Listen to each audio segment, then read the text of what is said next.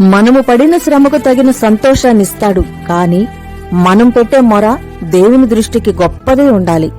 430 సంవత్సరాలు బానిసత్వం వలన ఇశ్రాయేలీలు పెట్టిన మొర గొప్పదై ఉండటం వలన వారు పడిన శ్రమ కొలది పాలు తేనెలు ప్రవహించే దేశంలో వారిని సంతోషపరిచాడాయన. పసివాడైన ఇష్మాయేలు పెట్టిన మొర దేవుని దృష్టికి గొప్పదై ఉండటం వలన వారు పడిన శ్రమ కొలది ప్రత్యేకమైన వాగ్దానమిచ్చి వారిని సంతోషపరిచాడాయన.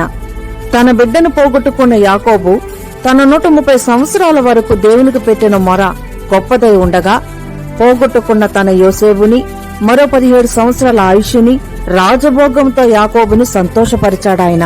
నీవు కూడా ఏండ్ల కొలది శ్రమ పడుతున్నావా? అయితే దేవుని వద్దకు చేరగలిగేటట్లు గొప్పగా మొరపెట్టుకో.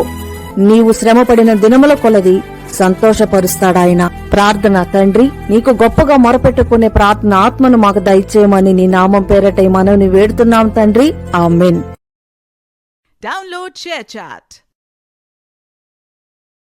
Download ShareChat.